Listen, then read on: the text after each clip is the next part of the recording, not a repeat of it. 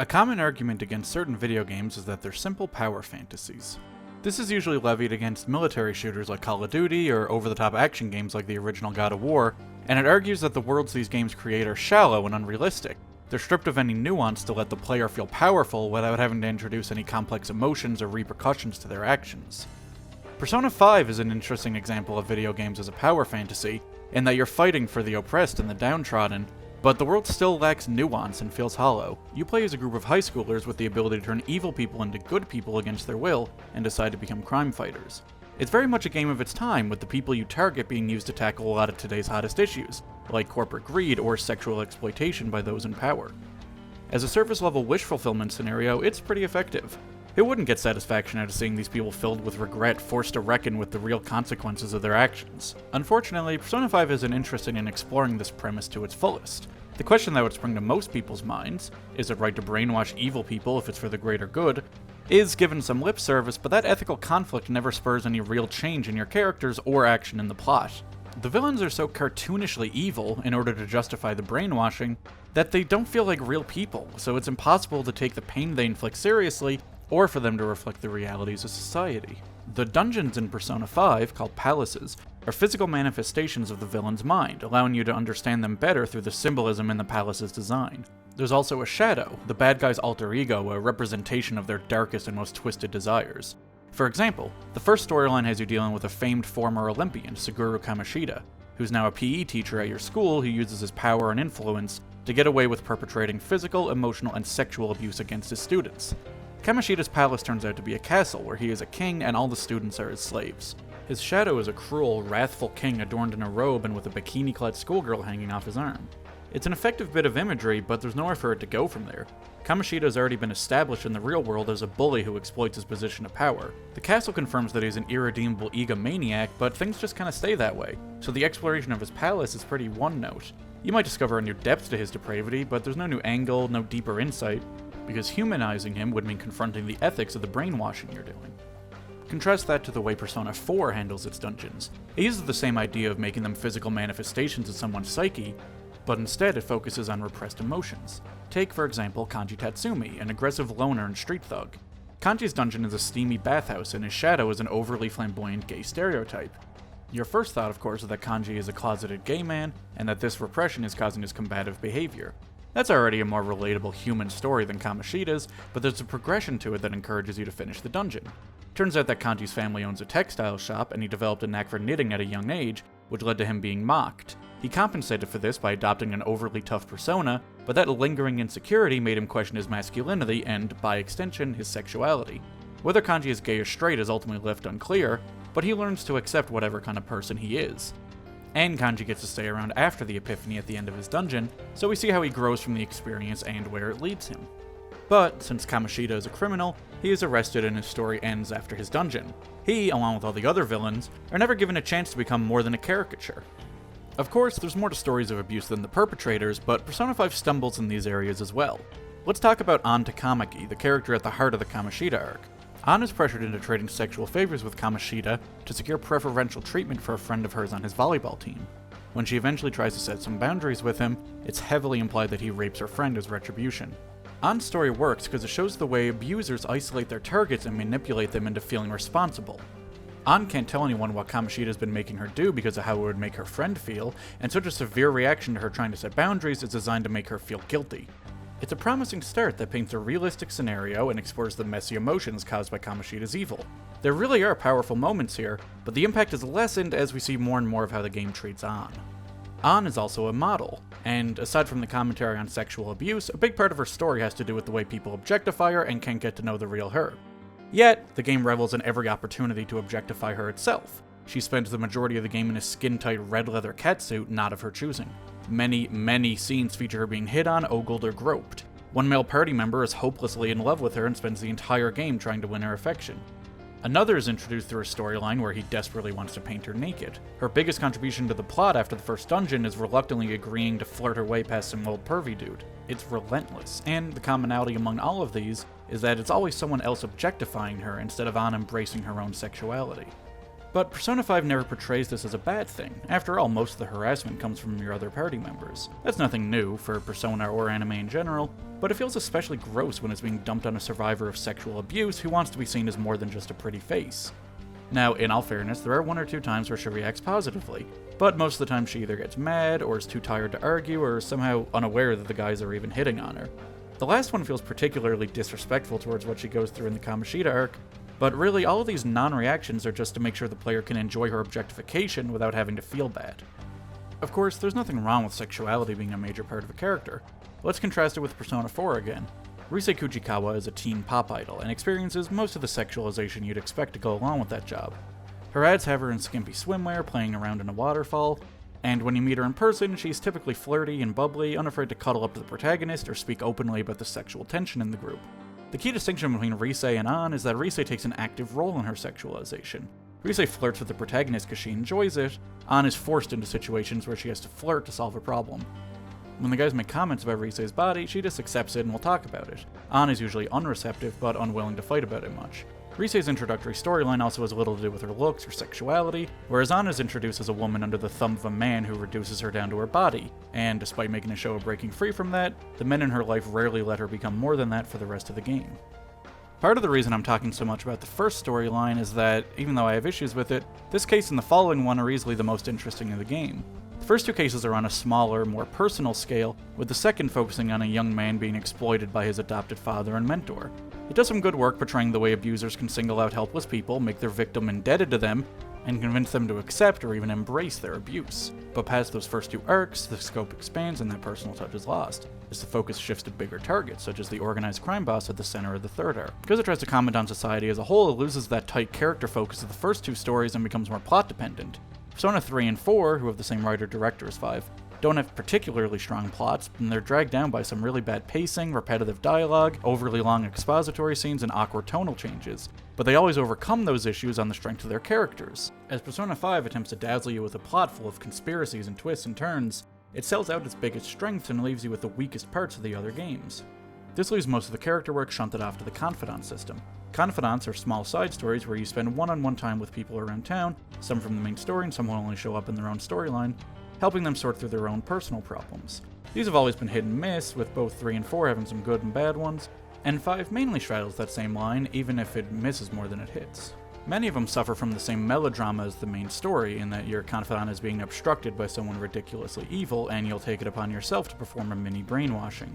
Some of the topics here could make for interesting stories. There's blackmail, domineering stage mothers, corruption in the media, but the bad guys are always cackling, gleefully evil supervillains, so it's impossible to get invested in the emotional reality of your confidant.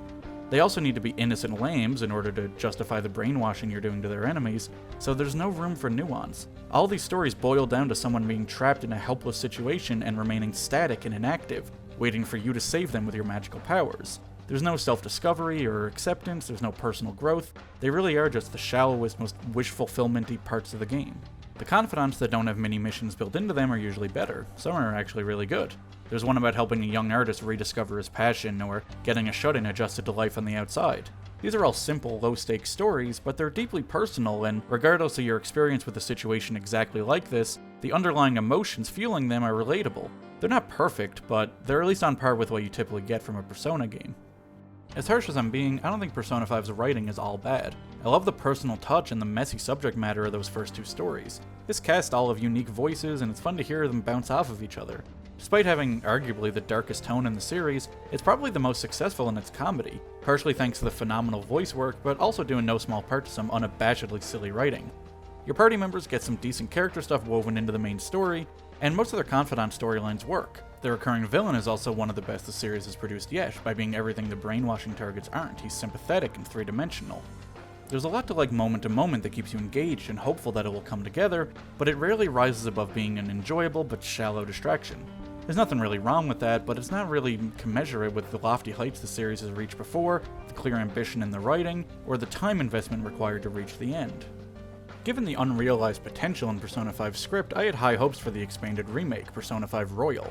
Similar to Persona 3 Fez or Persona 4 Golden, Royal primarily serves to expand the story and only offers relatively minor gameplay tweaks. Unfortunately, it just adds on an extended epilogue rather than reworking anything that was there in the first release. The new party member, Kasumi Yoshizawa, is a little bit of a disappointment at first. She's introduced as someone with the same powers as your group while standing in ideological opposition to them. And that's true throughout the game, but nothing ever really comes of it. She's strangely disinterested in her magical powers, and though she still vocally opposes your actions, she takes a little action to stop you, likely because if she did anything, that would mean reworking the original storyline. Her confidant route fares better, staying grounded the way the best confidants do by focusing on her overcoming her sister's death and her struggles to accept her limits.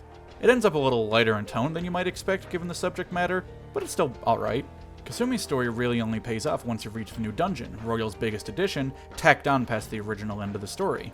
While it doesn't exactly slot in naturally, this has quickly become my favorite palace. It tackles similar ideas as the previous Final Palace, whether it's better to live a happy life under someone else's control or to live free and deal with the harshness of reality, but it resonates much better due to a more human, relatable villain and a stronger focus on the personal struggles of your party members rather than purely philosophical back and forths.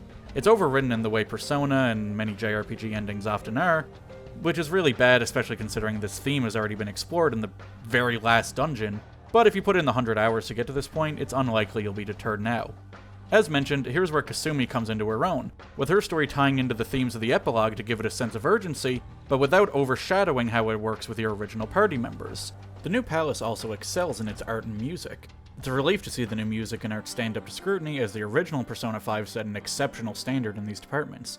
Every inch of the game oozes with style, strong reds and blacks providing a sharp contrast that make the colors pop. Nothing is designed haphazardly, with everything from dialogue boxes to the menu options thrown in at differing angles and sizes, creating this controlled chaos that catches and holds the eye. The score is also probably the best in the entire series. For a game of this length, the fact that the music never becomes repetitive or overplayed speaks to its variety and quality. Royal only helps this by adding more tracks that blend seamlessly to the original score, giving the music a little bit more of a shelf life. Of particular note is the new battle theme. Its opening notes immediately get you excited before it launches into an up-tempo tune that amplifies the manic fun and kick-ass feeling of the combat. And yeah, despite being turn-based, Persona 5's combat does manage to have a manic energy to it. It's partially thanks to the music and the visual design, but there's also just so much fun to be had in exploring all the tactical options presented to you. The one more system returns here, meaning if you knock an enemy down, the attacking character gets another turn. Baton Pass lets you pass your turn to another party member, meaning if there's another enemy they can knock down, you can pass the turn around to your entire party, recovering a little health and mana, and accruing bonus damage with each pass. If you knock down every enemy on the field, you can either do an all-out attack, a flashy attack that deals massive damage to each enemy, or a negotiation, where you end the fight by asking the enemy for additional money, items, or power at the loss of some XP. Mana recovery items are sparse and you'll need magic to get through the dungeons, so you need to pick and choose when to employ it unless you want to leave and return another day. Add on top of all that the normal JRPG concerns about balancing your budget and rounding out your party, and you've got a system where you're constantly presented with choices, and even if they're not always life or death, there's still a lot of fun to be had from trying to maximize your gains. This resource management is reflected in the life sim side of things. Each calendar day you're given 2 time slots to perform activities, one in the day and one in the night. Going to a dungeon counts as your daytime activity and heavily restricts your options for nighttime ones, so it's why you want to complete the dungeons as quickly as possible.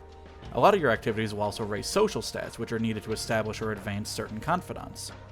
Your confidants are probably the main thing you'll be pursuing in your free time, and if you're not into their stories, there's a lot of gameplay benefits to them as well. Persona 5 has a monster collecting aspect to it, with the monsters acting as the main deciding factor in your combat stats and abilities.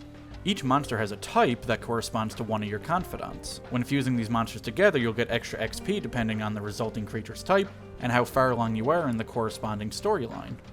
On top of this, each confidant unlocks extra abilities. Party members will unlock battle abilities for themselves, but non-party members are still plenty useful.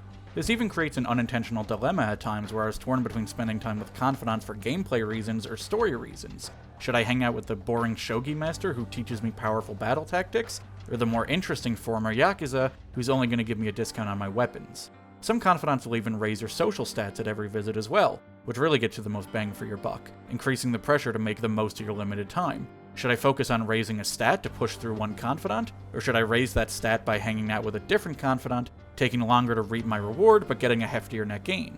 It's a really genius system that appeals equally to the artsy story-minded RPG player and the more technical numbers-driven RPG player, only held back by the fact that the writing doesn't really live up to the cleverness of the gameplay design. Royal adds in several new activities that will raise your social stats, but also give you other unique combat bonuses. Examples include the jazz club that teaches party members a new skill, or the darts board that strengthens your baton pass. Royal also gives you more opportunities for events, as the original had a bad habit of arbitrarily taking away your nighttime activity for little reason. It still happens from time to time, but now most of those nights will let you stay home and raise a social stat, but not go out to rank up a confidant. Even if the efficacy of your activities has been lowered to reflect the extra opportunities, and that's just a hypothetical, I have no idea if they have or not, it's still a better design as it keeps the momentum up and makes you feel like you're making progress, which is surprisingly really rewarding. I think that's the key to why this system works so well. Each activity is rewarding on one or more levels, but there's always more to do. You're always giving something up, so when you make your decision, it never feels like an empty or meaningless reward. It never feels like an inevitable stat gain from leveling up. You're always giving something up to get this. There's also great care given to the setting and your surroundings to give the impression of a full, real life for your protagonist.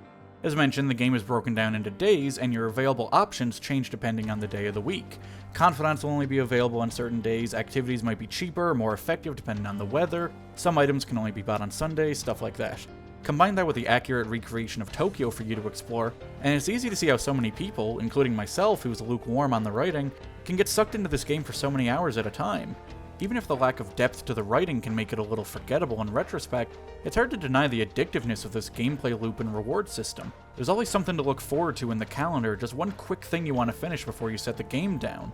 The life sim and the combat are a beautifully interlocking puzzle, with every system connected to another, every choice carrying real weight, and they're all intimately connected to the story. It's hard to find a one-size-fits-all recommendation for Persona 5 Royal, since it's so many different things to different people. For those who love Persona 5 the first time and want to revisit the world, it's hard to imagine they won't love this, as the additions only enhance the experience. For first-time players, this is undoubtedly the one they should go with. It's the definitive version of the game, and it would kind of be a shame to invest 100 hours into the original just to find out you didn't get the full experience. If you already played Persona 5 but didn't love it, this isn't worth the double dip. The new stuff is really nice, but it's all fairly minor and won't be worth the time investment. And if, like me, you were disappointed by Persona 5 and were hoping Royal would be more of a fix for what was broken, you'll be left disappointed this time around too. Ultimately, Persona 5 Royal is just more Persona 5, and you likely already know if that'll appeal to you or not.